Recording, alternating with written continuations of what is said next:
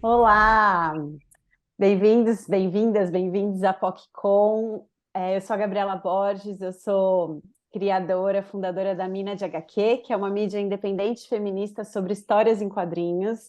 E hoje eu tenho a honra de estar aqui com três mulheres maravilhosas para conversar sobre histórias em quadrinhos de terror, que é a Jéssica Grock, a Renata CBLZZ e a Amanda Miranda. Aqui não falei em ordem alfabética, mas muito obrigada pela presença de vocês, gente. Lembrando que a PocCon acontece no dia 9 e 10 de junho, no CCSP, perto do Metrô Vergueiro, em São Paulo, das 3 às 9 da noite. E a entrada é gratuita, evento maravilhoso. A gente tem muito carinho mesmo pela PocCon, né, que traz uma diversidade enorme de artistas, é um evento já muito importante das histórias do calendário de eventos das histórias em quadrinhos no Brasil, então quem puder participe, porque é imperdível. Mas também essa é uma oportunidade da gente conversar aqui, de quem não puder participar, poder conhecer um pouco mais das artistas que vão estar presentes no evento, né? E para a gente poder ampliar mesmo o público e bater muitos papos legais. Então, gente, muito obrigada aí pela presença de vocês. Eu acho que vocês podem se apresentar, assim, contar um pouquinho, cada uma, do trabalho, e já contando um pouco dessa relação de vocês com as histórias em quadrinhos de terror, né? Vocês podem se apresentar e falar mesmo. Se vocês, o que mais atrai nos quadrinhos de terror no trabalho de vocês? Pode começar pela Amanda, vamos agora pela ordem alfabética. Oi, meu nome é Amanda Miranda, eu sou quadrinista, ilustradora e trabalho bastante com narrativa gráfica, tanto em quadrinhos quanto em séries de ilustração. Atualmente também trabalho como diretora de arte. É, eu faço histórias de terror, acho que desde que eu comecei a fazer quadrinhos, muito porque o terror está presente na minha vida desde que eu sou criança, desde as minhas primeiras memórias, assim, muito por conta de ter crescido com meu tio e ele ser muito fã desse tipo de filme, principalmente. Eu assisti muita coisa de cinema com ele, de terror, coisas bem interessantes, tipo, sei lá, vi Exorcista, vi A Coisa, vi muito filme asiático também, que estava muito em alta quando eu era criança. Tipo Chamado, Grito, etc. É, e o meu tio, além dele ser muito fã de filmes de terror e coisas bizarras tipo ET, ele também é gay. Então, para mim, essa proximidade dos dois temas sempre esteve presente. E eu acho que me moldou bastante enquanto criadora de histórias. É, Conforme o tempo passou, a minha relação com as histórias foi se estreitando. E não sei, eu acho que o que mais me interessa na história, em criar uma história de terror, e consumir também mídias, não só filmes, como também quadrinhos e literatura, dessa coisa de, sei lá, se sentir mais próxima dos monstros do que dos heróis e das donzelas, assim. E só nesse demarcador já dá para você ver como essa monstruosidade pode ser interpretada como algo deviante da norma do que é gênero e tudo mais. E eu acho que é isso para começar. Tenho trabalhado muito com ilustração jornalística, é, sou autora de quadrinhos como Juízo, que saiu a princípio pela coletânea Tabu e agora vai sair independente. Além do Juízo, eu também sou autora do Hibernáculo, Sangue Seco Tem Cheiro de Ferro e A Urna, entre várias outras histórias. Jéssica, se quiser falar. Beleza. Então, sou Jéssica Grock, né? Sou autora, faço o roteiro e os desenhos de histórias em quadrinho, né? Estou me aventurando aí na ilustração e no design também, mas essa parte é monetária, digamos assim. O que me instiga enquanto autora mesmo são as histórias em quadrinhos, né? Que eu roteirizo e que eu roteirizo e desenho. Eu acho que eu também faço terror desde do início, assim, né? Eu tenho algumas obras, eu acho que minha obra mais conhecida não é de terror, mas depois eu fui meio que fazer uma matemática e eu acho que é o gênero que eu mais exploro e que eu mais fiz histórias foi o suspense e o terror, né? E eu achei isso interessante, porque eu comecei em 2018 com Me Leve Quando Sair, que é uma história autobiográfica, uma coisa mais sensível, assim, indo para outros lugares, assim, não tem nada de terror, apesar dela usar bastante do suspense e de coisas que poderiam ser terror se eu puxasse um pouco mais, eu acho, assim, porque eu acho que o terror para mim é interessante porque tudo me instiga, já meio que respondendo tudo junto, né? O terror para mim ele é instigante porque os recursos narrativos do terror eles são instigantes para mim e eu uso ele em várias narrativas, mesmo que elas não sejam aquela que elas encaixem dentro da caixinha do isto é terror certinho, isto é horror, isto é não sei o quê. Mas eu acho que o terror ele é até subestimado nisso, assim. Se você pode mexer com a mente da pessoa, por que não perturbá-la, né? Tipo assim, por que não alugar? Porque eu acho que no meu trabalho eu gosto bastante de alugar um espaço na mente do leitor por um tempo, assim. Eu quero que ele leia e fique depois, putz, e aquilo, assim. E o terror brinca muito com isso normalmente, né?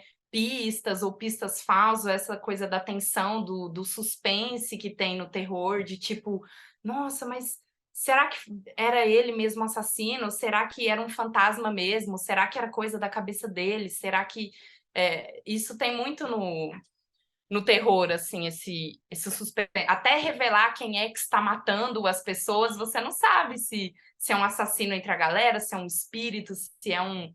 Enfim, o suspense, para mim, é a minha, digamos assim, maior arma narrativa, assim, que eu gosto de usar bastante, assim, e a questão dos fantasmas, né, que eu gosto de explorar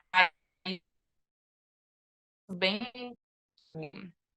Não sei, é uma metáfora muito boa, né? Os fantasmas sempre estiveram na narrativa e eles são uma boa ferramenta de criar essas tensões de essa tensão de o que é real e o que não é, o que está na nossa cabeça, o que cria o terror, se não a gente mesmo e os nossos sentimentos, as nossas emoções, nossas angústias e coisas assim, né? Então, nesse sentido que a minha relação com o terror é bem essa. E aí, como eu falei, né, eu fiz o Me Leve Quando Sair, que não é terror, e aí no mesmo ano, em 2018, eu fiz o Babilônia, que é uma releitura meio... Eu parti de uns trechos bíblicos para reconstruir essa questão da Babel, da Babilônia, que é viver em uma metrópole, né? E aí tem o mundo inteiro está habitado Jéssica, por monstros e o mundo está acabando, enfim. Oi, eu acho que falhou um pouco. Você travou? quer repetir? Repete só essa última parte que você falou da Do, Babilônia. do Agora Babilônia. você. Tá. Uhum. Agora tá indo certinho? Então, e no Babilônia eu trabalhei bastante essa coisa apocalíptica e da Torre de Babel e fazendo uma leitura com como é terror viver numa metrópole, esses monstros metafóricos, né, de se viver numa metrópole, enfim. Eu fiz também um projeto que foi publicado na coletânea 1111 com outros 3 artistas, mas vai sair agora na POC com a versão zine dessa história solo, independente, e que essa tem, eu acho que é a que tem mais, Babilônia também, mas essa tem outros elementos explícitos do terror também. Uma cena um pouco mais gore e essa questão de fantasmas também Enfim, é sobre dois pichadores e eu achei bem adequado trabalhar com fantasmas nesse sentido, assim, as coisas que você vê, mas não vê, assim, o terror para mim é muito o que você escolhe não mostrar e o que você escolhe mostrar, enfim. Publiquei também uma história curta na revista Plaf, que também trabalha com isso, e aí tem outros trabalhos, né, mas tem que eu acho que usa um pouco do suspense também, a história que eu publiquei na Ragu 9 agora, que também flerta um pouco, que é sobre agronegócio, né? Para mim isso é terror. Então, eu acho que eu fico brincando com o que eu acho que é terror, até onde eu posso chamar isso aqui de terror ou não. Tipo assim, vão falar que isso aí não é terror. Mas para mim tá em muitos lugares, assim, eu acho que resumidamente essa relação aí.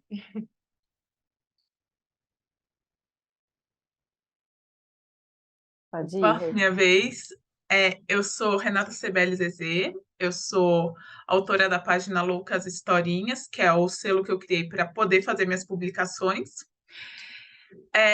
Mesmo pelo nome, são publicações predominantemente de terror, e isso se deu de forma completamente acidental, porque eu jurava que eu estava escrevendo só fantasia.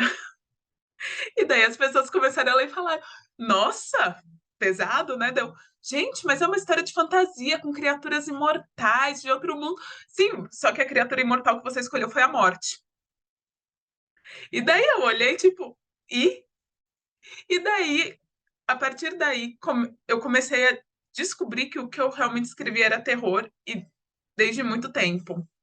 Porque eu tenho muita referência do período ultrarromântico, do período mais gótico, que para mim eram só romances e fantasias bonitas, com monstros e pessoas vestidas de forma chiquetosa. E isso quando eu comecei a ler. E daí eu fui descobrir que aquilo é um braço do terror, conforme eu fui estudando, e que as minhas obras iam para esse lado. Então, eu sou uma autora de terror acidental, mas que ama o estilo. O terror, para mim, sempre foi uma forma, na verdade, de relaxar. Por isso, eu não considerava terror as coisas que eu consumia, e é um passatempo que eu sempre tive com a minha irmã. Então, assistir filme de terror, consumir terror, é um passatempo meu e dela. É uma coisa muito da gente, mesmo a gente sendo diferente um monte de coisa, né? Então, é o ponto em comum. Então, eu sou autora do Universo Morteu, que é uma viagem pelo mundo da morte, onde cada volume eu abraço um aspecto do que é morte, e o universo da morte em si, ele une os outros universos. Eu planejei isso, daí meu professor de quadrinhos falou: nossa, você gosta de Sandman, né? Daí que eu fui conhecer Sandman. E foi um sentido meio contrário. Também sou uma das autoras no momento da trilogia, né? Gibi de Menininha, historietas de terror e putaria, Faroeste é mais embaixo e contos de fodas. E também tenho o meu universo com a Mari Santos, que é o último universo, onde a gente tem o último jogo e agora lançamento, o último acampamento, que é sobre uma fantasia mais urbana, com vampiros, lobisomens, um buff bem brasileiro, na verdade, que se passa no centro de São Paulo e vai indo para cidades menores do estado.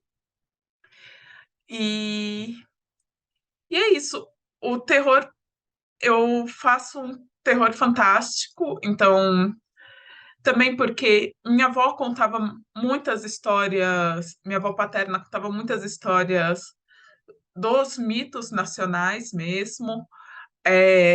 Minha mãe veio do interior, então era que é aquilo, um dos maiores medos aqui em casa é lobisomem.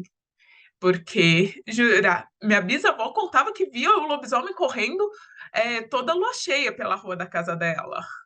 E então o terror é muito dia a dia, e eu acho que é por isso que também eu demorei para descobrir que eu faço terror, porque pra gente eram histórias de dormir, né? Os contos de fadas também, eles são histórias de terror, e eu cresci consumindo muito isso. Então, é isso. Essa é a Renata.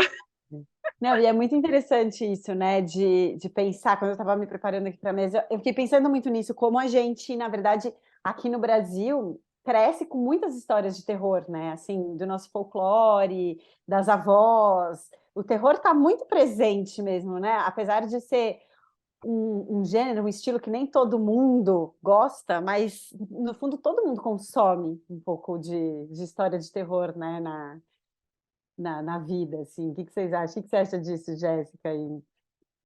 Não, é total. Eu acho que tem muito a ver. Eu fiquei pensando, né? Todo mundo foi falando e eu realmente, tipo, como que a gente separa o que realmente é terror? Como a gente se dá conta que o que a gente está produzindo ou o que a gente está consumindo é terror, né? Porque que nem essa parada que eu tava pensando, tantas coisas são aterrorizantes e a gente nem se dá conta. E até, ainda mais no Brasil, que a gente é tão sei lá, anestesiado com essas coisas, eu acho que a gente até demora para perceber que a gente está consumindo uma parada totalmente. Até mesmo você vê a mídia brasileira, como ela é gore, como ela é violenta e tipo, como ela é explícita, como a gente tá. Que é uma coisa zoada que a gente está acostumado, assim, a gente banalizou tantas coisas super chocantes e violentas e sei lá, você bota no Datena 1 segundo e você fala, cara, o que é isso? É um pesadelo, tipo, e o brasileiro assiste, nossa, nem percebi, sabe? Tipo, vai muito nisso que a Renata falou, tipo, pô, tô fazendo histórias super, tem a morte, coisas macabras e tipo, nossa, é terror, tipo. Mas eu acho que isso até é um mecanismo legal, o nome da coisa vir depois da coisa, porque aí você não se prende também em caixinhas de gênero. Tipo, terror só dá para ser uma história que tem que seguir essas regrinhas e, tipo, isso é terror, isso não é. Isso é suspense, não, isso é horror. Tipo, e se a gente produzir coisas que instigam a gente sem pensar nessa caixinha e, eventualmente, elementos disso vão contribuir para a narrativa, vão compor, né? Tipo, Renata tá fazendo fazer Ih, travou, também Jéssica. Volta que travou. outras. Você falou da Renata. Volta onde você Foi? falou da Renata. Agora tá de boa? Tá. Sim. Não, disso. Que nem a Renata falou, que é fantasia, mas é terror também, enfim. Essas coisas do terror especificamente, elas serem caminhos e chances narrativas e não caixinhas para limitar e falar, não, só vai até aqui. Se é terror, você tem que parar aqui, ou você tem que ir até o final, ou você tem que mostrar isso. E não necessariamente. É legal quando a gente.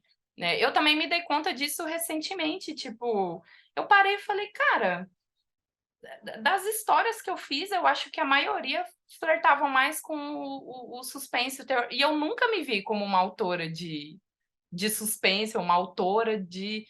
Eu me vejo como uma autora, faz narrativas de várias maneiras, né? Mas é interessante esse contato. Eu acho que o Brasil é muito assim, né? Eu não sei outros lugares do mundo, é que eu sou brasileiro, mas aqui a gente gosta muito de suspense, histórias de terror, de coisas macabras, história de espíritos e coisas assim. O brasileiro é muito supersticioso e a gente está muito mais nessa coisa de crendices do que de ciência total e não sei o quê. Então, o brasileiro tem muito esse lado místico, essa tendência a gostar do que é fantasioso, do que é mais terror, ou de narrativas mais surreais, assim. Eu acho que encaixa bem, acho que faz total sentido todo mundo aqui sempre ter tido muito contato com terror e só depois se dar conta disso, assim. Eu acho Eu acho que interessante. vale dizer que ao mesmo tempo que, assim, o Brasil ele é muito, tipo, tem um fandom muito forte de terror, assim, em relação a, tipo, a gente tem Acho que aqui no Brasil é onde tem os principais festivais de terror da América Latina, por exemplo, em matéria de cinema. Mas em relação ao que você estava falando de crendice, né, é interessante pensar como o Brasil é um país cheio de contradições até nisso, porque a gente tem essa crescente muito forte de conservadorismo e, sei lá, um apagamento dessas crendices que você citou, né, até do próprio folclore, né, de você ver como esse pensamento retrógrado até puxa para acabar com esse tipo de cultura popular em prol essa coisa sanitária do que seria a fé correta de um Deus só e que, enfim, vem de fora e vem de um processo de colonização muito violento e tudo mais, e como, né, é interessante até parar para pensar como o terror produzido, né, na América Latina costuma lidar muito com isso também, né? Acho que as minhas principais referências, principalmente em matéria de literatura, são produções de mulheres autoras aqui da América Latina, porque elas partem dessa mesma maneira, né? E eu acho que vem muito da minha principal. No final do dia, minha principal referência, meu principal motivador para escrever histórias são essa mente um pouco paranoica minha, e um tanto quanto.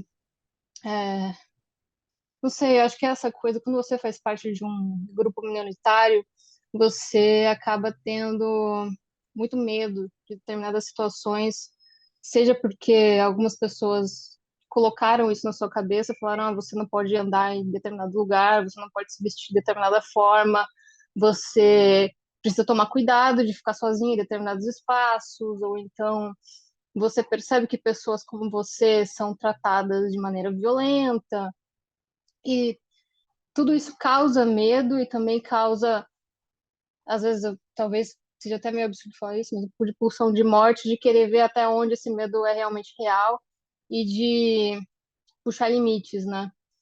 E eu acho que as minhas histórias vêm muito desse lugar, assim, pensando principalmente na minha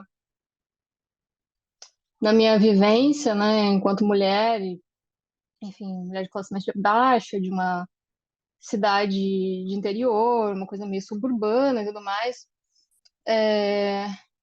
e desse espaço do que é o terror nesse local específico do Brasil, sabe? E tanto que essa questão que a Jéssica colocou também antes sobre o absurdo e a violência que existe no jornal, né, que é passado em horário nobre, que eu acho isso muito, muito, muito curioso. Hoje em dia a gente tem esse debate a respeito de mídias violentas, né? Sobre como, por exemplo, talvez que seria, sei lá, como se videogame fosse o motivo de adolescentes serem violentos ou qualquer porcaria desse gênero, sendo que a violência está tão intrínseca na nossa sociedade em tantas outras maneiras, e eu acho muito curioso isso. A gente tem esse acesso deliberado a imagens grotescas de violentas que não passam por nenhum tipo de filtro sensitivo na hora de veicular essas imagens, seja de linchamento de pessoas LGBT, seja de assassinatos em escolas.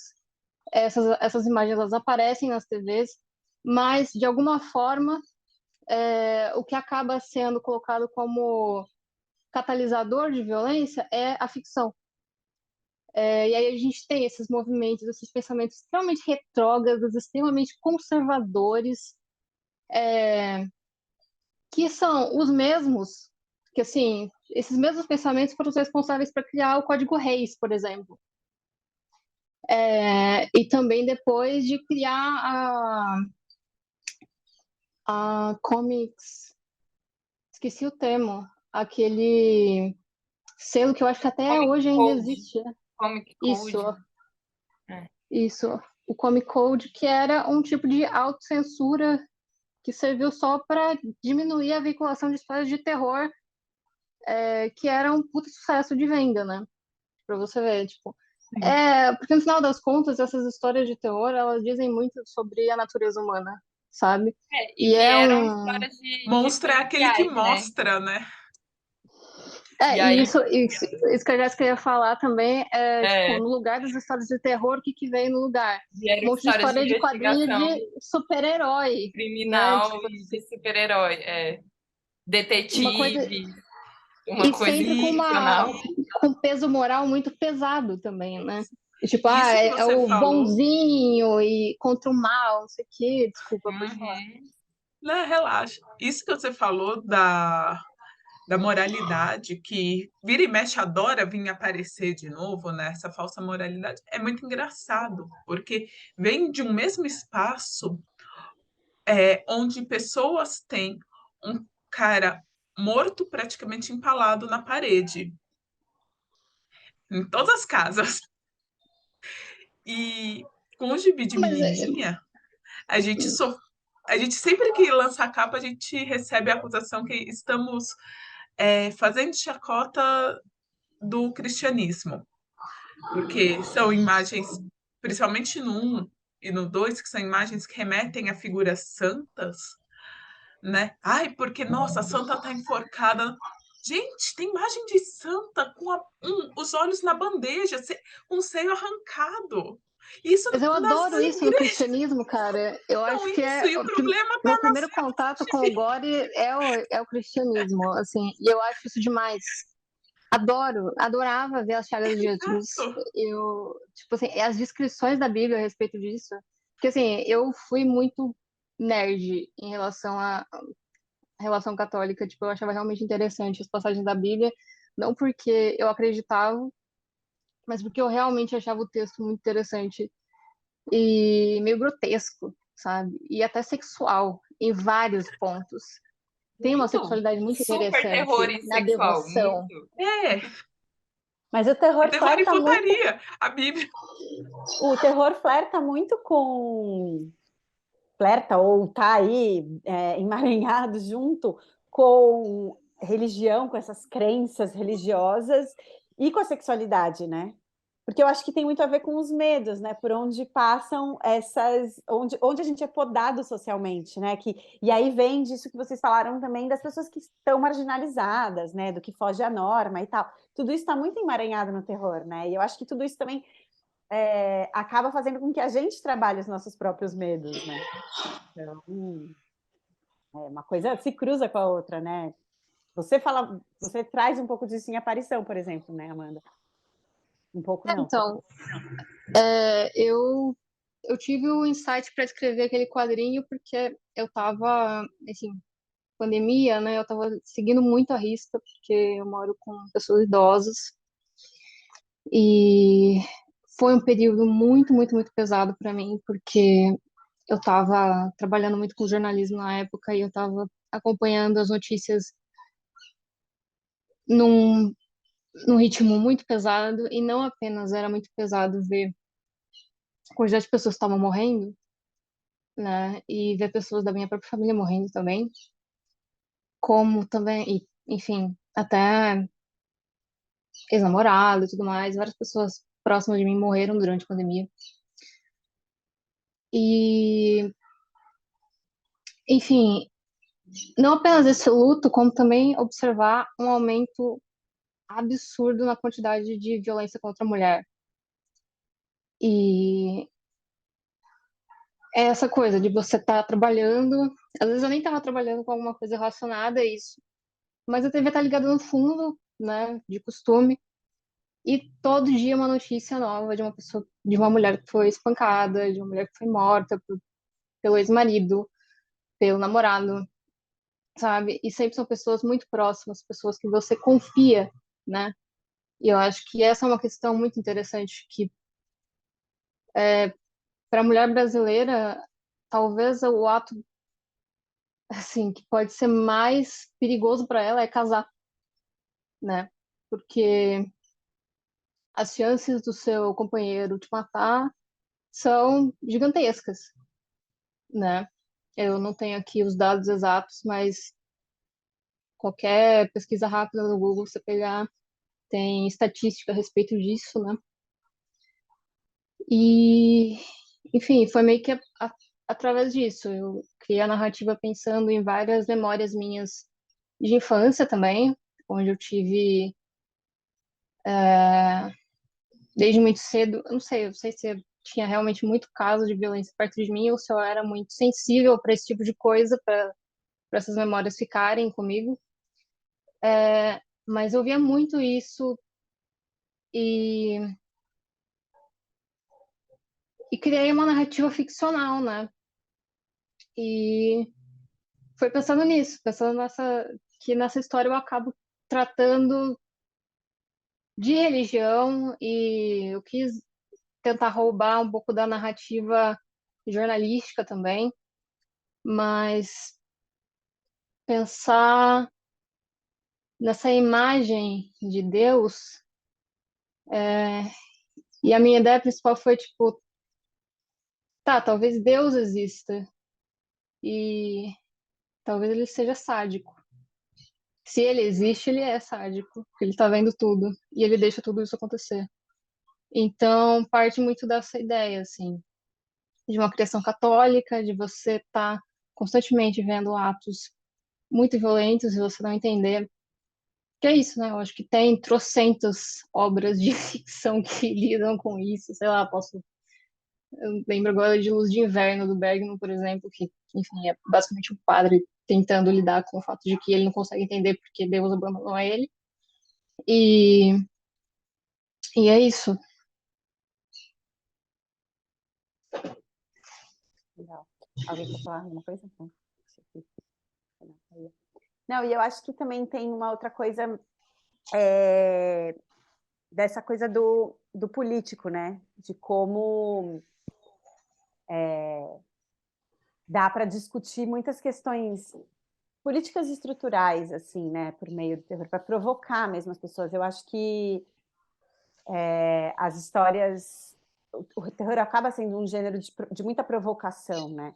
Como o Gibi de Menininha é muito provocador, mas não só o provocador nesse lugar óbvio da provocação óbvia, né?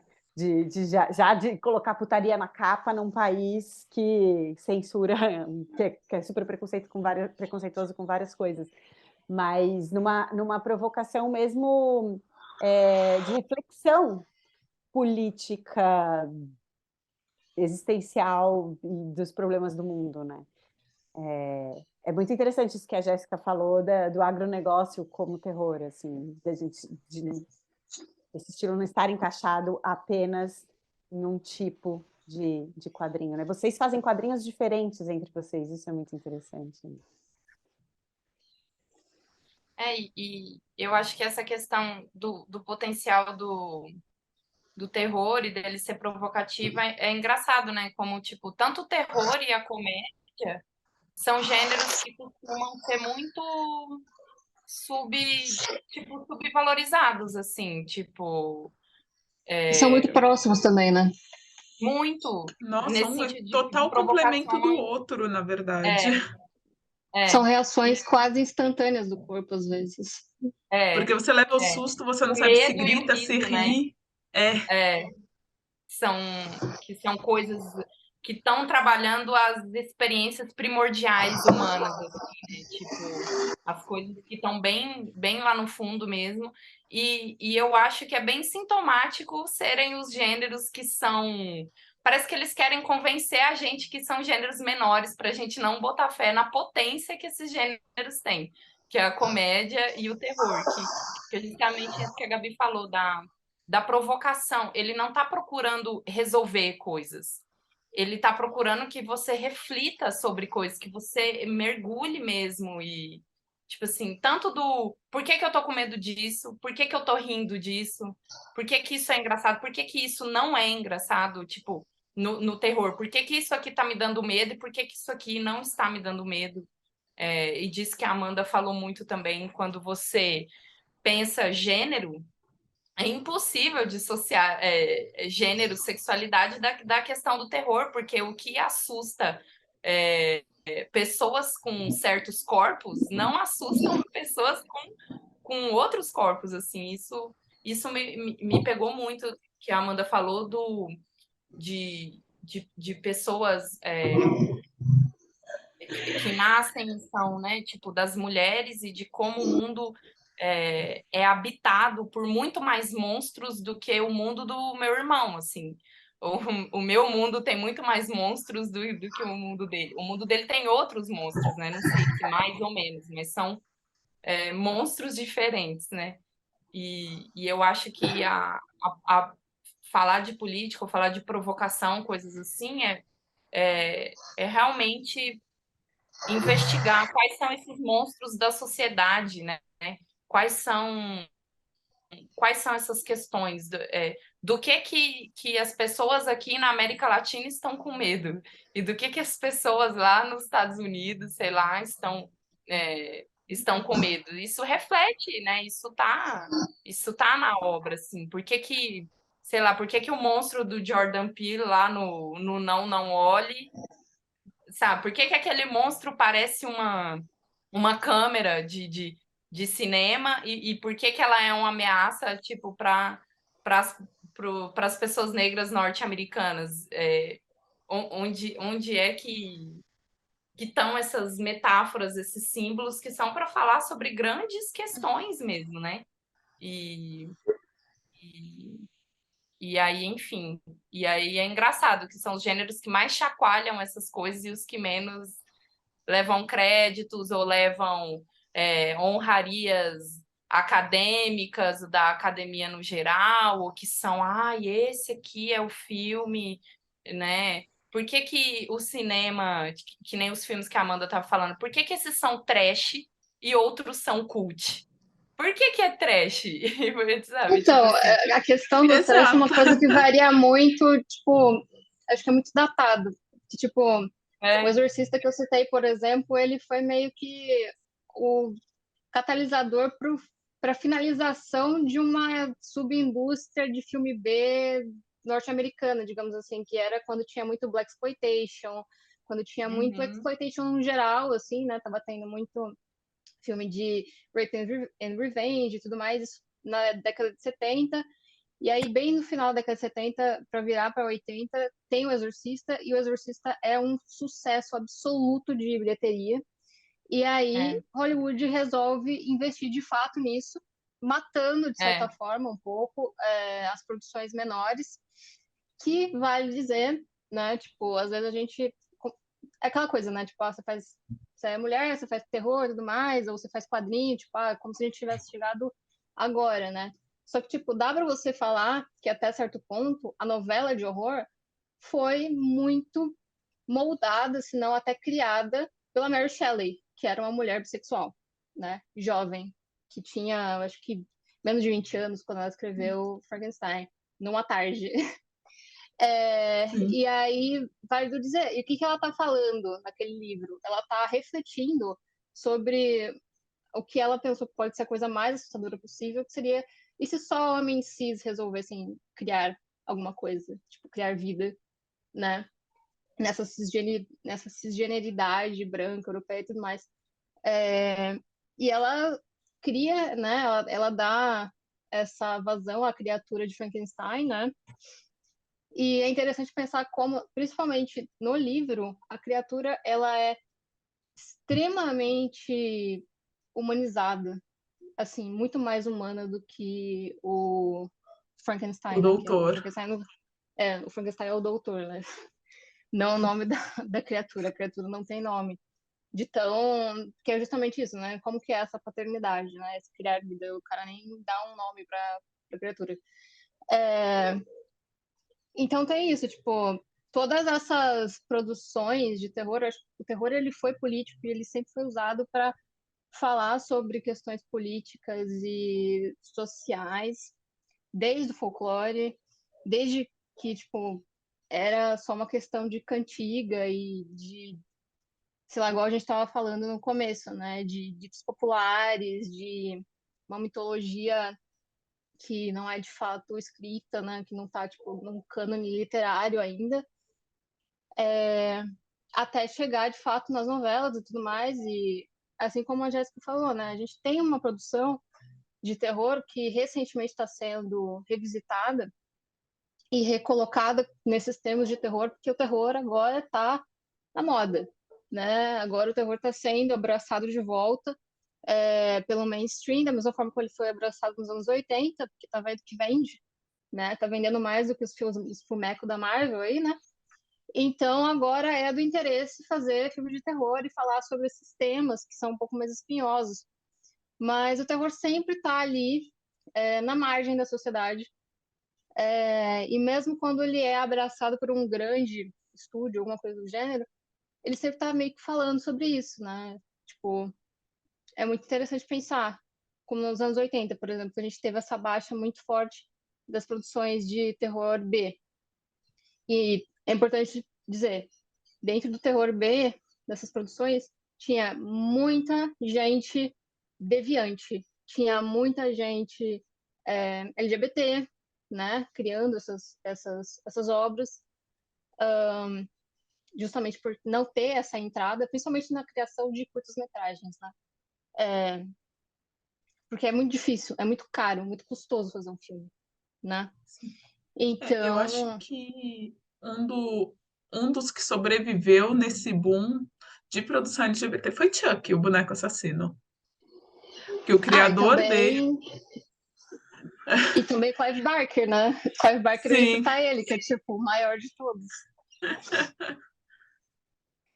Chuck, eu vou ser sincera, eu nunca fui, não sei muito falar sobre ele, nunca foi muito o meu.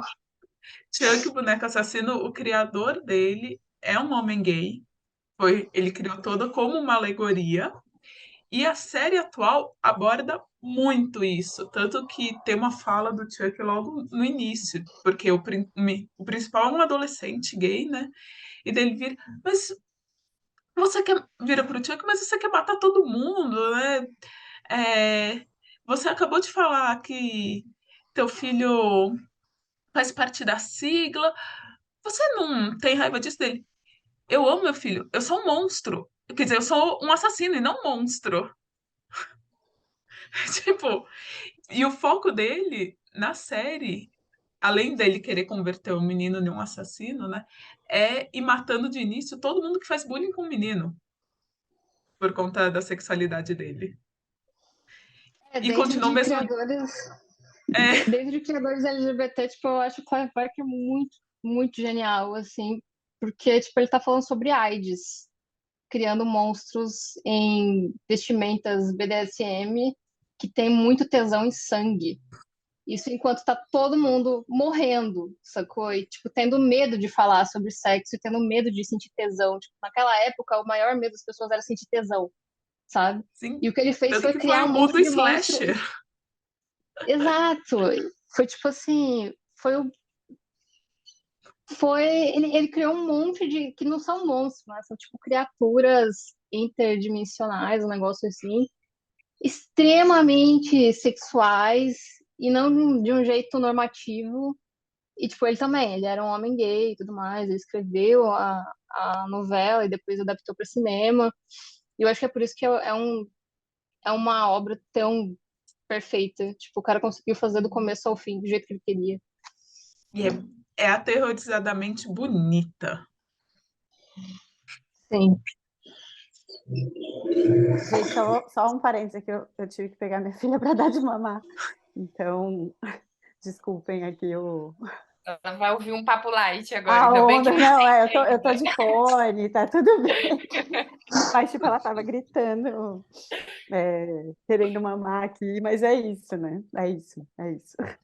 Eu até fiquei pensando aqui, né, sobre eu que estou no auge da maternidade recente com bebê e no auge do puerpério, que faz a gente ter muitos altos e baixos, essas histórias também, né? Dá para criar e consumir várias histórias de terror sobre esse momento, porque a gente, enfim, é um momento aterrorizante da vida de uma mulher ter um bebê recém-nascido e querer continuar vivendo a vida normal, assim. Mas isso me faz pensar, inclusive, sobre a importância dessa diversidade mesmo, né? Vocês falando da diversidade na prática mesmo, de ter mais autores e autoras diversas criando essas histórias, criando, aqui no caso, a gente falando de quadrinhos, é inevitável falar disso, inevitável botar luz nisso e falar A diferença que sim é quando mulheres estão fazendo essas histórias, quando pessoas LGBT, pessoas negras estão fazendo as histórias, porque a gente traz esses medos, né? Esses terrores que fogem talvez de um outro tipo de terror que sexualiza as mulheres, que só reforça alguns estereótipos sociais, né? Então a questão da diversidade ela é muito importante, né? Ou de um Com terror certeza. punitivo, né? Porque tem muitos autores também, caras, que eles fazem um terror para punir quem eles acham que merece ser punido, sabe? Assim, um terror sádico num lugar de... São essas as pessoas aqui que eu quero ver sofrer. E são essas as pessoas aqui que eu vou usar do meu poder enquanto autor para ser sádico mesmo, para ter tesão com um sofrimento específico por ser uma ferramenta tão poderosa, ela é isso, na mão de quem ela faz o quê, né? Quantos, quantos terrores, sei lá, norte-americanos mesmo você às vezes consegue. Você pega e fala, não, mas peraí, esse filme é sobre o quê mesmo? E aí, quando você vê essas ameaças, né? Tipo, isso tem muito nos filmes de ação também norte-americanos. Quem é o inimigo? Quem é a ameaça? Quem está ameaçando a sociedade? E a ameaça são, tipo, chineses, Comunistas. Eu pessoas falo, dá para ver árabes. exatamente a história dos Estados Unidos, em quem eles estão em guerra, pelos filmes. Cada Mas é época você sabe interessante exatamente pensar o que você também. tem. É interessante pensar que também como alguns filmes que são alegóricos são muito mal interpretados, tipo, sei lá, They Live, por exemplo, que eu acho até meio impressionante como as pessoas, Nossa. como os Red Pill ainda não pegaram esse filme como referência, que faria mais sentido do que o Primeiro Matrix. que Enfim, talvez eu esteja dando uma ideia que não deveria ter dado. Mas tem They Live, tem Invasion of the Body Snatchers, que, tipo, o Invasion dá pra você, tipo, dependendo de quem você for, dá pra você entender que é sobre a ameaça comunista, ou então sobre ter medo de ser colocado como um comunista e, tipo, as pessoas, sabe, tipo, você ser perseguido por isso, sabe? Então, tem Handmaid's muito Tale tem disso. isso também, né? Como? Tipo, Sim. aquela série, a série Handmaid's Tale lá. The Handmaid's Ah, Tale, O Conto sei. da E Aia. é sobre fascismo, tipo assim. E aí, meu, tem brasileiro que assiste e acha que, tipo, aí, ó, tá vendo? Se os comunistas ganharem, é assim que vai ficar. Não, cara. Tipo assim, Mas elas é vestem vermelho, tem certeza? E The então, Handmaid's Então, Tale acho é que um grande contexto é tudo, terror, né? né?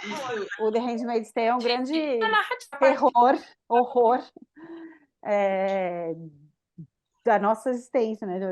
Das mulheres no mundo, assim, né? Que junta, inclusive a autora juntou fatos históricos, fatos, acontecimentos mesmo históricos de vários países para criar a série, o livro, né?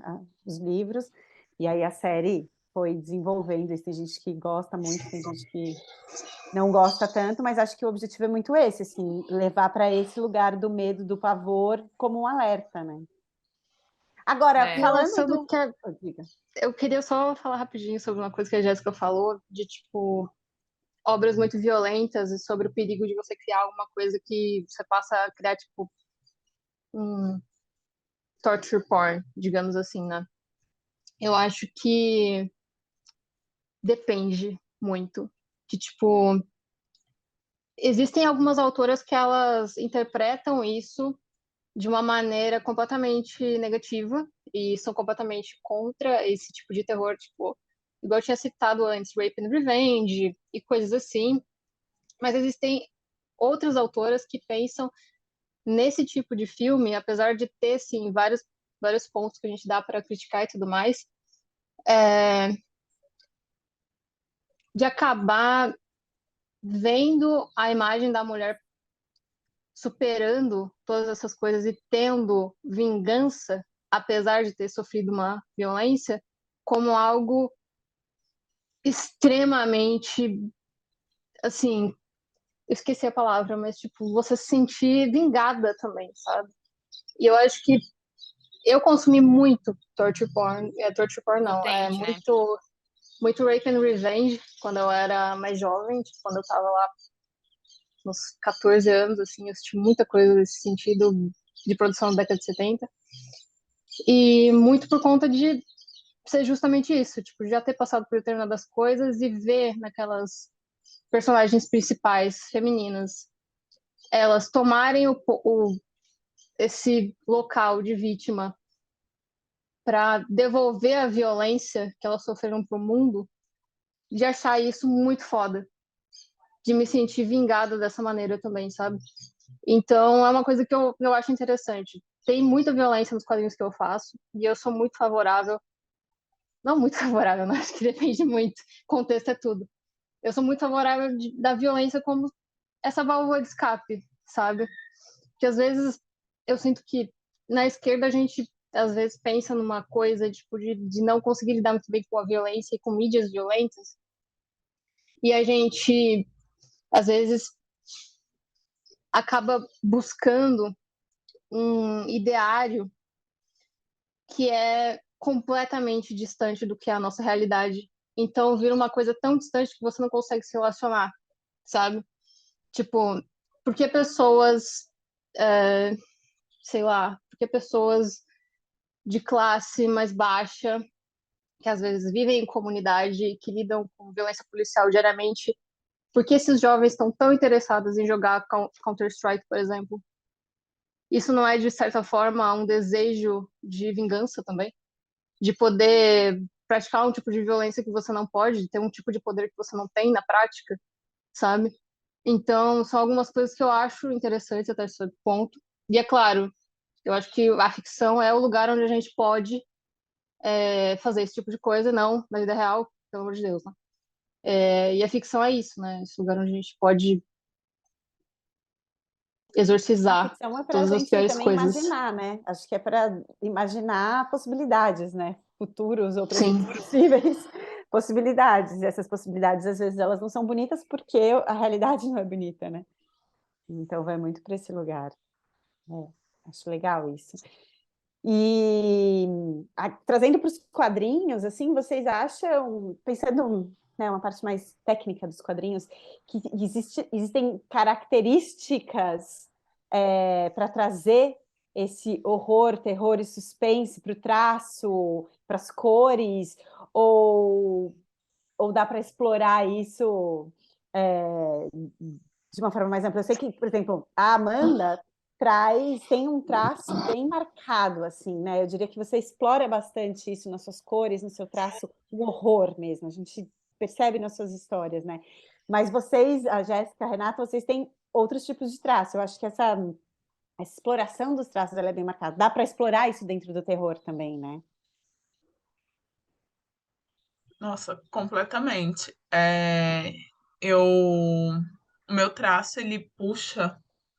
Deixa eu pegar aqui o Morteu pelo Bosque, que é o mais recente que tem meu traço mesmo. Meu traço, ele acaba puxando para algo mais voltado pro mangá, sem ser um mangá, né? Que ele são várias características, mas porque os primeiros quadrinhos de terror que eu consumi eram mangás. Então, é a referência visual que eu comecei. Então, foi com The Dreaming, foi com Dark Metro, Death Note. Então, esses foram os quadrinhos de terror que eu comecei. Então, eu acho que isso é a base, e por isso. E eu gosto que meus personagens acabem parecendo algo mais humano sem ser humano, exatamente para levar para esse ponto de estranheza. Então, meio como as pessoas escrevem alienígenas, eles têm 4 dedos só na mão, são extremamente esguios, mesmo as pessoas gordas, elas são pessoas compridas. É muito difícil fazer pessoas atarracadas, porque as nossas sombras são coisas compridas, não importa a largura, elas são compridas. Então, isso é o que eu busco mais. Mas, por exemplo, na série do Último Universo, eu não quis assim. Porque como é uma coisa que eu queria mais que fosse um terror, só que um terror macio. Daí eu pedi para Mari Santos desenhar para mim. Então, porque ela faz. Eu não vou mostrar a cena de gore porque é spoiler da história, né? Mas ela faz um terror fofinho. O gore dela é um gore fofo, que era o que eu queria para esse gibi, porque dá outra climatização. Eu queria que os personagens tivessem cara de seres vivos, não de seres mortos. E ela consegue puxar mais isso. A hora que eu desenhei parecia que era um monte de zumbizinho e não era isso que eu queria para minha história. Então, o traço conta coisas que a escrita não vai contar também, né? É a grande magia do quadrinho, né? E a grande pira nisso, né? O traço, ele marca essa diversidade mesmo visual, né? Nos quadrinhos, assim, é a marcação forte, está no traço. Isso é muito legal de ver, isso do terror fofinho perto do terror rabiscado, rasgado que a Amanda faz. Não, muito legal. Bacana. Ah, eu A Jéssica adoro coisa travou. fofa, esquisita. Talvez. Eu Tá acho que a parado Jéssica aqui. travou. Eu tô aqui olhando, Ai, falando, gente, a Jéssica não vai falar nada? Você estava travada Estão me assim. ouvindo? Tava a Jéssica travada assim. Pra cima. Eu travei a imagem. Eu falei, É que é ué, meio cadê a ruim, porque eu Jéssica? uso roteador, tipo, replicador de sinal. O roteador fica lá na sala, e aqui no quarto é meio fraquinho, então às vezes dá uma travadinha. Ô, gente, a gente tem só mais alguns minutos, e eu queria também que vocês falassem das referências de vocês nos quadrinhos de quadrinhos de terror, de histórias de terror. Quem que vocês se inspiram, o que vocês gostam de ler, dica de livro, quais são as referências de vocês? Eu acho que é engraçado, assim, porque eu não me considero uma grande leitora do gênero, assim, apesar de ter alguns quadrinhos que são essenciais para mim, assim, e que vão mais pro terror, né? Tipo, Black Hole, para mim, eu gosto muito, assim, e Sem Volta também, enfim, né? Do Charles Burns, são coisas que eu gosto bastante, mas, tipo, se olhar no meu trabalho, eu acho que não vai dar para ver nada disso. Tipo, são coisas que eu gosto, parece que até separado da minha obra, mas nunca é, né? Tem coisas assim, o jeito que ele trabalha metáforas e tal, eu acho que eu me inspiro mais por aí do que uma estética, digamos assim, né? Mas eu acho que se for falar de inspiração de estética, é muito cotidiano e das coisas que eu vi, que eu vivi. E, tipo, vem muito do interior também, quando eu ainda morava em Minas. E coisas, ambientes que eu andava com meu pai, que eles eram ambientes sempre insalubres e, tipo, cara, por que que ele levava uma criança numa oficina de caminhão, tipo, um lugar cheio de objetos de metal, cantos escuros e tal. E eu amava, eu ficava lá, tipo, totalmente perigoso, né? Mas para mim Criança não tem vem muita muito, noção, né? Do que é tipo, perigoso, a né? gente É só tá divertido, na encantado. verdade. É instigante, pô, é tipo, causa curiosidade, causa interesse, né? E a história da Plaf mesmo que eu fiz é sobre uma viagem que eu fiz de caminhão com meu pai, e aí a gente parou num boteco assim para usar o banheiro no fundo, enfim, poder tomar banho e tal, né? E o banheiro era tipo uma caixa, umas ripas de uns pedaços de pau assim formando uma caixinha, tal, aí tinha uns canos que vinha de fora assim, fazer uma bica lá dentro, enfim, era um banheiro bem precário, num quintal muito escuro. E a pira é que aí, enquanto eu tomava banho, meu pai ficou me esperando na porta, e depois ele entrou para tomar banho e eu fiquei naquele quintal escuro esperando ele na porta terminar de tomar banho. E as duas situações eram horríveis, porque enquanto eu estava dentro, eu olhava pelas frestas, porque, tipo assim, as ripas de madeira era tão mal colocada que dava para ver o escuro do quintal, assim, e eu ficava, mano, Meu Deus, onde é que eu tô, assim? E depois o meu pai lá dentro e eu do lado de fora. Tipo, cara, se rolar alguma coisa aqui, algum bicho aparecer aqui, né? Enfim. Então, acho que essas coisas cotidianas são muito mais. Tipo assim, eu não sei nem se eu vou indicar uma leitura, eu indico as pessoas a ficar olhando os lugares bizarros mesmo. Tipo, é, corram riscos. Tipo, não, tô brincando, isso é meio imprudente da minha parte. Mas, tipo, é isso, pô, passa por um lugar e que você tem medo, você tem que passar e observa por que que você tem medo.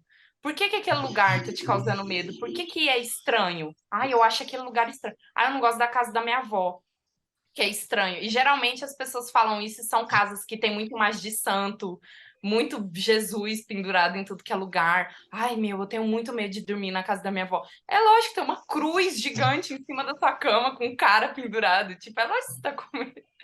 Então, as referências vêm muito desse lugar. E eu acho que. E é isso, se fosse para falar, eu gosto muito de Black Hole, eu acho que teve a ver com o papo aqui, né? E enfim, é legal. E Queda, da Lalo também, que vai ser relançada agora na PocCon, vai estar dividindo a mesa lá comigo.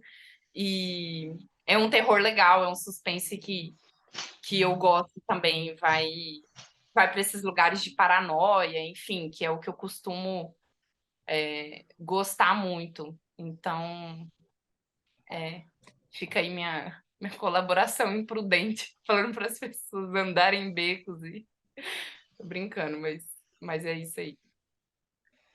As minhas recomendações, pegando no que a Jéssica falou, se permita sentir medo.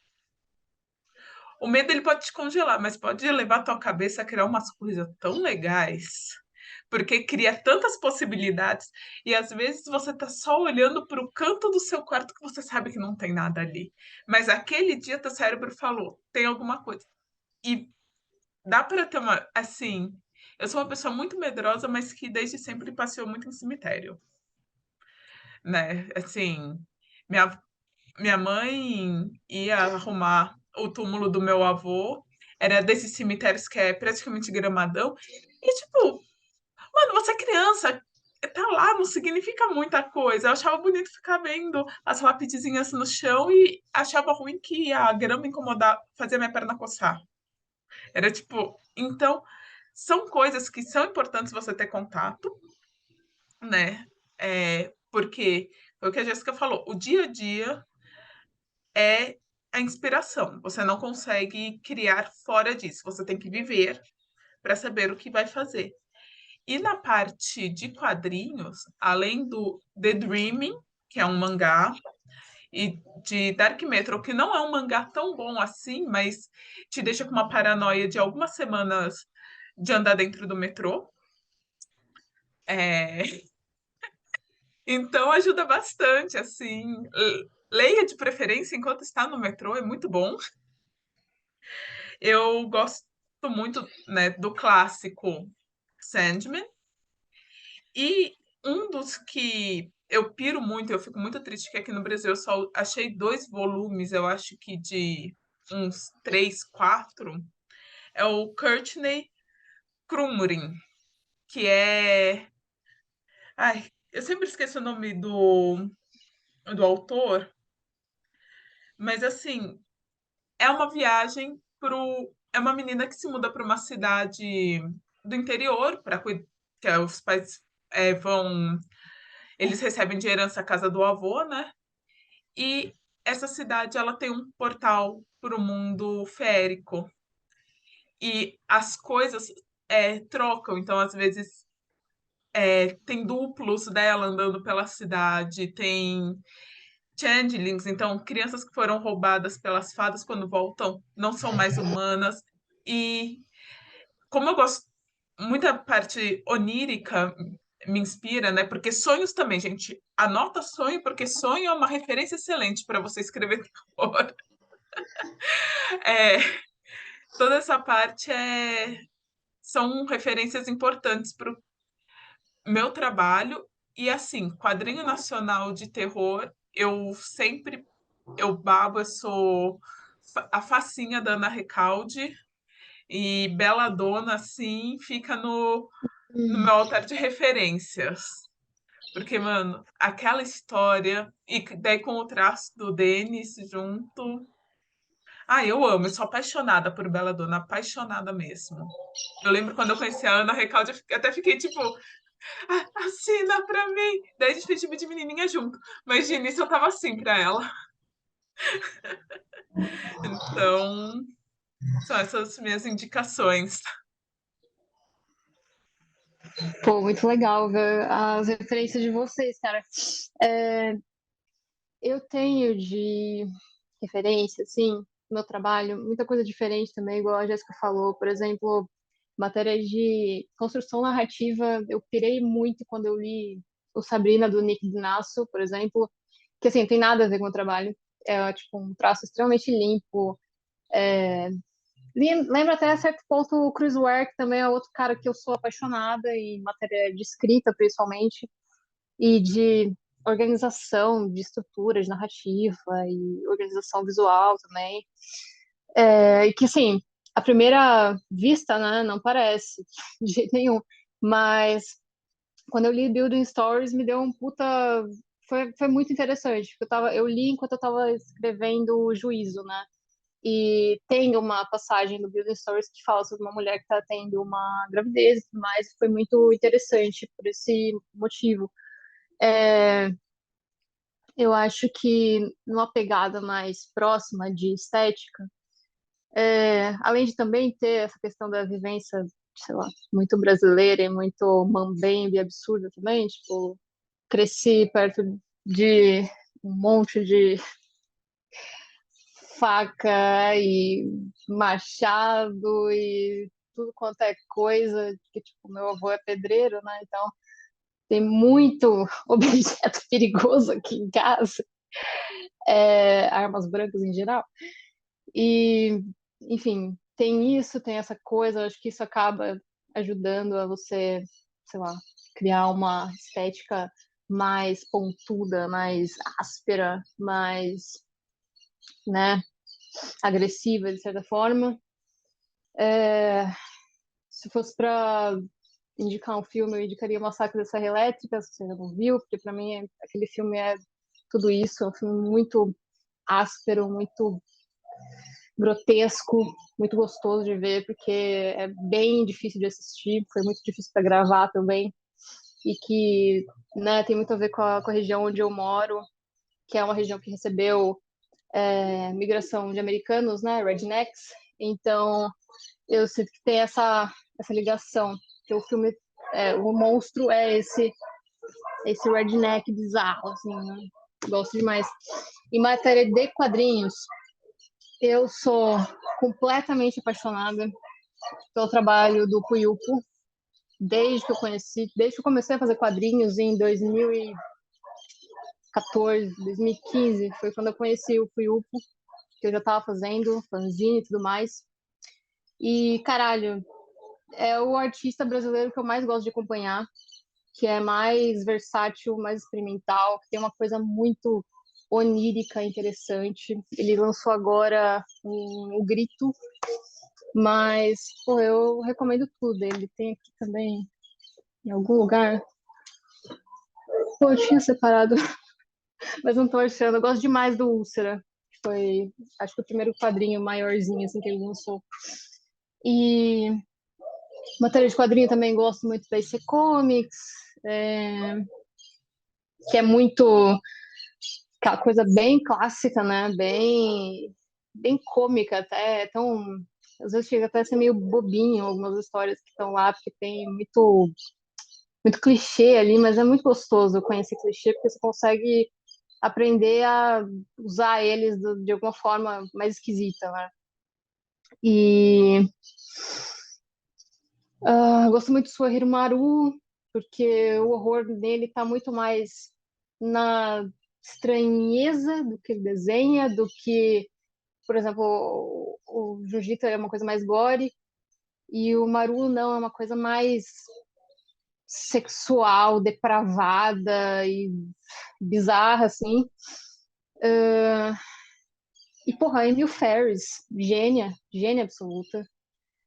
Emil Ferris, Nina Bunjevac, gigante, absurda, adoro tanto Fatherland, que não é uma história de terror, mas ela tem uma estética tão fodida, tão bem feita, que tudo parece que é terror, né, quando ela desenha. E é isso, acho que é isso. Muito bom. Nina Bunjevac e Emil Ferris estavam aqui na minha cabeça, na minha lista. E só para falar, o filme, eu cresci amando, eu adoro ver filme de terror ruim com o meu irmão, é uma coisa minha e do meu irmão. E eu adorava Cemitério Maldito. Adorava. Demais. Cemitério. É uma Aí é diretora, muito né? bom, muito É uma bom. diretora, isso. É uma diretora. Então, e eu amava, sim, e via aquele cachorro vindo, via no corredor de casa o cachorro vindo, assim, amava muito, mas muito obrigada, esse é um papo que tem tanta possibilidade para a gente falar, né, que dá para a gente ficar horas. Quem sabe a gente se encontra ao vivo aí em algum momento e estende essa conversa. Mas muito bom falar com vocês, obrigada. E quem estiver assistindo, não esquece que nos dias 9 e 10 de junho, a PocCon acontece em São Paulo, no Centro Cultural São Paulo, perto do metrô Vergueiro. Eventaço, entrada gratuita. E eu quero encerrar só dizendo uma última coisa, que na CCXP do ano passado, Amanda Miranda foi e falou para o Sidão que queria fazer a Dona Morte. Eu acho que essa é uma ideia maravilhosa, que fica a dica aqui, porque eu acho que falando aí de infância, né? Terror, infância, essa coisa do medo, das nossas referências, eu acho que ali, Turma da Mônica, enfim, e tem essa coisa do cemitério, tem essa coisa do fantasma aí no lúdico e tal, e seria uma releitura muito interessante qualquer um de vocês fazerem, mas eu achei muito corajoso da Amanda foi lá e falou: Sidão, eu quero fazer a Dona Morte. E aí, eu achei maravilhoso. Cara de pau, né? Esse tipo de convite não aparece do nada, então, por que não? É uma oportunidade ali que você quer fazer um personagem, vai lá e pede, mas eu acho que ia ser muito foda, assim mesmo, porque é isso, né? Tipo, ainda mais Dona Morte, A personagem Dona maravilhoso. Morte é a melhor. Da turma do Penadinho é a melhor. Não tem. Então. Não, Dona Morte, e lida ali com várias coisas que o Penadinho é mais fofinho, né? A Dona Morte é mais sagazona, assim, é muito bom, muito bom. Quem sabe, aí, fica aí, joguei pro universo mais uma vez. Jogou pro universo. Pro universo. Mas é isso, gente, muito obrigada, viu? Espero ver vocês em breve. Obrigada pelo convite. Fala tchau, que você também participou de várias cenas Meu aí, Deus. Lola. Eu vi ela no fundo, eu não queria falar pra parecer esquisita, né? Mas, pô, que coisinha fofa.